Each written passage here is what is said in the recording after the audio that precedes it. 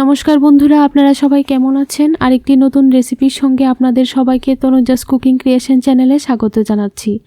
আজকে আপনাদের সঙ্গে শীতকালের পালং শাক দিয়ে মসুর ডালের খুবই সুস্বাদু একটা রেসিপি শেয়ার করব। আর এইভাবে এই রেসিপিটি তৈরি করে আপনারা ভাত, রুটি বা পরোটার সঙ্গেও সার্ভ করতে পারেন, খেতে খুবই ভালো লাগে। আসুন তাহলে রেসিপিটি দেখে নেওয়া যাক।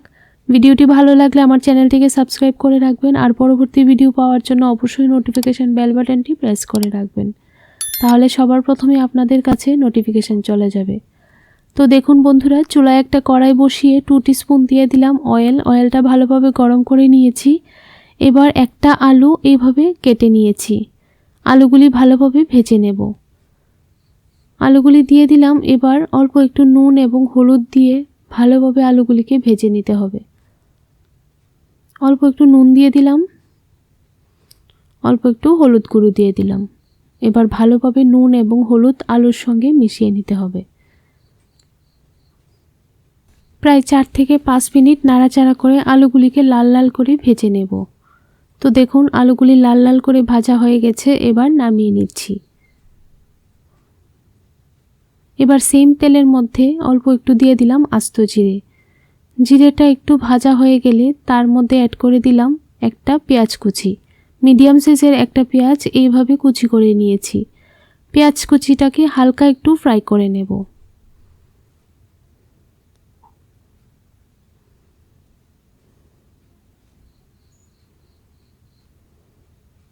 তো দেখুন পেঁয়াজটা মোটামুটি ফ্রাই হয়ে গেছে। এবার অ্যাড করে দেব আদা বাটা এবং রসুন বাটা। এখানে আমি 1 টিস্পুন আদা বাটা এবং রসুন বাটা দিয়ে দিলাম। হাফ টিস্পুন লবণ দিয়ে দিলাম, হাফ টিস্পুন দিয়ে দিলাম হলুদ গুঁড়ো, অল্প একটু দিয়ে দিলাম লঙ্কা গুঁড়ো। ঝালটা অবশ্যই আপনাদের টেস্ট অনুযায়ী বুঝে দিয়ে দেবেন। হাফ টিস্পুন দিয়ে দিলাম জিরে গুঁড়ো। ভালোভাবে মশলাটাকে পেঁয়াজের সঙ্গে কষিয়ে নিতে হবে। এখানে কোনো জল দেবার প্রয়োজন নেই। ভালোভাবে চুলা আঁচটাকে লোতে রেখে মশলাটাকে কষিয়ে নেব। দেখুন মশলাটা কষানো হয়ে গেছে। এবার ভিজিয়ে রাখা ডালটা দিয়ে দিলাম। এখানে আমি হাফ কাপ ডাল আধা ঘন্টা আগে ভিজিয়ে রেখে দিয়েছিলাম। ডালটা ভালোভাবে ভিজে গেছে। এবার ভালোভাবে ধুয়ে জলটা ঝরিয়ে দিয়ে দিলাম। ডালটাকে একটু সময় নাড়াচাড়া করে ভেজে নিতে হবে। প্রায় 2 মিনিটের মতো চুলা আঁচটাকে মিডিয়ামে রেখে ভালোভাবে ভেজে নেব। আর ডালগুলি ভালোভাবে একটু ভেজে নিলে ডালের মধ্যে যে কাঁচা গন্ধটা থাকে সেই গন্ধটা চলে যায়। তো দেখুন ডালগুলি ভাজা হয়ে গেছে। এবার যোগ করে দেব পালং শাকগুলি। এখানে আমি ভালোভাবে পালং শাকগুলিকে কেটে ধুয়ে নিয়েছি। প্রায় 250 গ্রামের মতো পালং শাক দিয়ে দিলাম।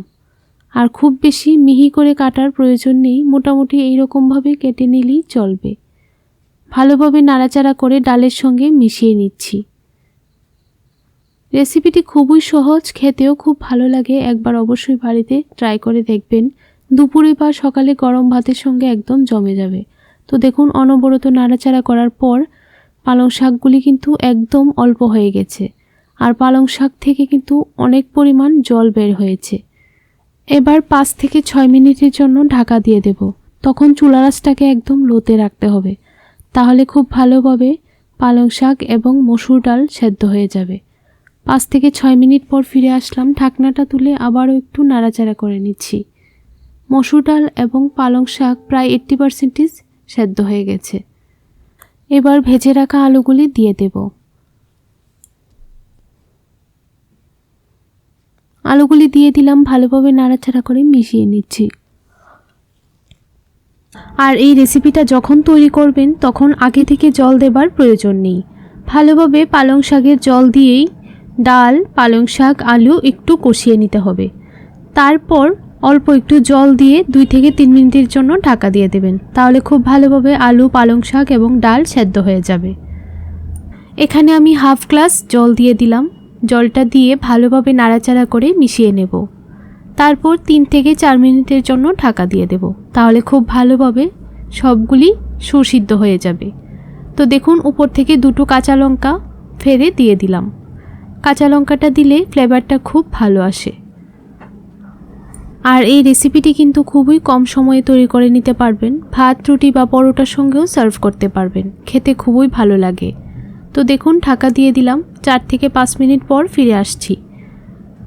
4 থেকে 5 মিনিট পর ফিরে আসলাম। ঢাকনাটা তুলে এবার একটু চেক করে নেব ভালোভাবে সেদ্ধ হয়েছে কিনা। খুব ভালোভাবে সবগুলি সেদ্ধ হয়ে গেছে। একটু নাড়াচাড়া করে দেখিয়ে দিচ্ছি, ডালগুলি কিন্তু একটু আস্তে আস্তেই রয়েছে। যখন এই রকম হয়ে আসবে তখনই নামিয়ে নিতে হবে। এবার 1 টিস্পুন দিয়ে দিলাম ঘি। ঘিটা দিলে এই রেসিপিটির টেস্ট আরও বেড়ে যায়। তো ঘিটা দিয়ে একটু নাড়াচাড়া করে সার্ভ করে নেব। বন্ধুরা, রেসিপিটি কেমন লাগলো অবশ্যই কমেন্ট বক্সে কমেন্ট করে জানাবেন। ভালো লাগলে একটা লাইক করে দেবেন আর খুব বেশি পরিমাণে আপনার বন্ধুদের সঙ্গে শেয়ার করবেন। তৈরি হয়ে গেল মসুর ডাল দিয়ে পালং শাকের মজাদার রেসিপি। আশা করছি ভিডিওটি আপনাদের কাছে ভালো লেগেছে। ভিডিওটি ভালো লাগলে আমার চ্যানেলটিকে সাবস্ক্রাইব করে আমার পাশে থাকবেন আর পরবর্তী ভিডিও দেখার জন্য অবশ্যই নোটিফিকেশন বেল বাটনটি প্রেস করে রাখবেন। তাহলে যখনই আমি নতুন নতুন রেসিপি আপলোড করব সবার প্রথমে আপনাদের কাছে পৌঁছে যাবে। তাহলে বন্ধুরা, আজকের জন্য এতটুকুই। পরবর্তী ভিডিও দেখার জন্য আমন্ত্রণ রইল। আপনারা সবাই ভালো থাকবেন, সুস্থ থাকবেন।